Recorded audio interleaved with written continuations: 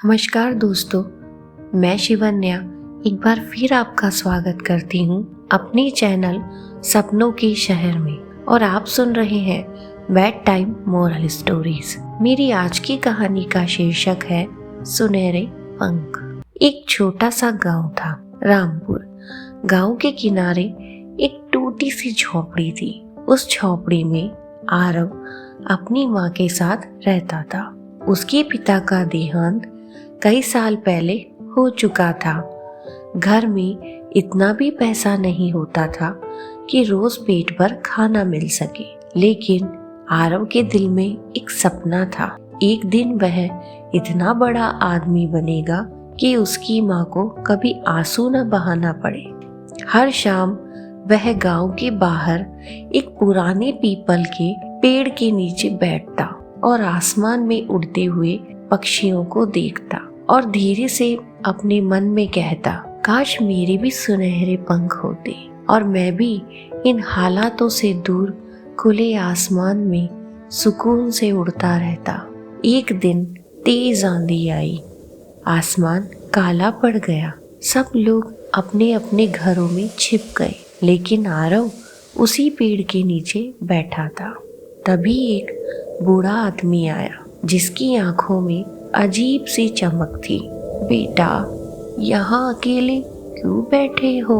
आरव ने सिर झुकाकर कहा, मेरे पास कुछ नहीं है बाबा, न पैसे न सहारा। बस एक सपना है मन में कि मैं भी अपनी माँ को खुश देख सकूं। बाबा ने मुस्कुराकर कहा, हर इंसान के पास सुनहरे पंख होते हैं, बस वे दिखाई नहीं देते बेटा।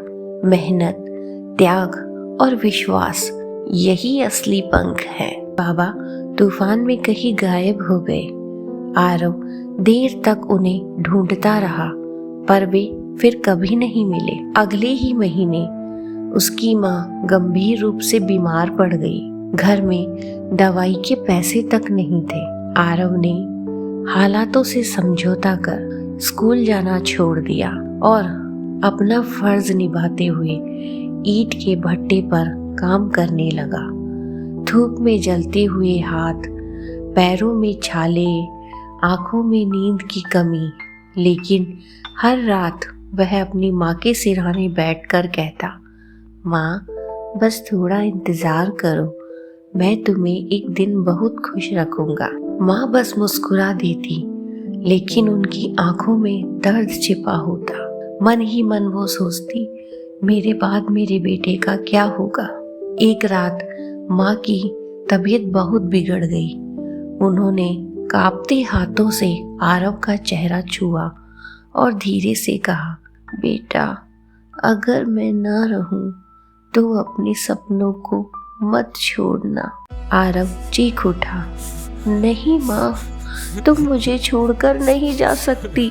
लेकिन उस रात आरव की पूरी दुनिया सचमुच लुट चुकी थी। आरव की माँ नहीं रही। माँ के जाने के बाद आरव बहुत अकेला हो गया।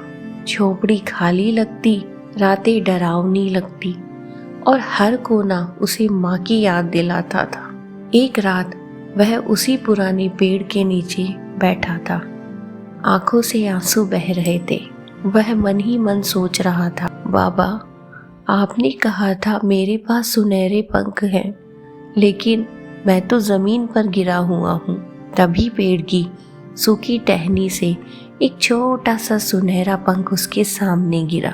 आरव चौंक गया। उसे बाबा की आवाज जैसे फिर सुनाई दी, हार मानना, पंख तोड़ देना है, उड़ना है तो दर्द से ऊपर उठना होगा। उसने आंसू पोंछे और कसम खाई, अब वह रुकेगा नहीं। आरव ने फिर से पढ़ाई शुरू की। आरव दिन में मजदूरी करता और रात को गली में लगी लाइट के नीचे बैठकर पढ़ता। लोग हंसते थे, अरे मजदूर का बेटा क्या आसमान छुएगा। लेकिन आरव किसी की बात पर ध्यान नहीं देते हुए चुपचाप मेहनत करता रहा। समय बीतता गया और आरव पढ़ाई करता गया। कुछ समय बाद आरव गांव में दिखाई नहीं दिया तो गांव वाले सोचने लगे, आखिर आरव गया कहाँ। कुछ ने सोचा कि मर गया होगा, बेचारा बिना माँ बाप का बच्चा कैसे जी रहा होगा।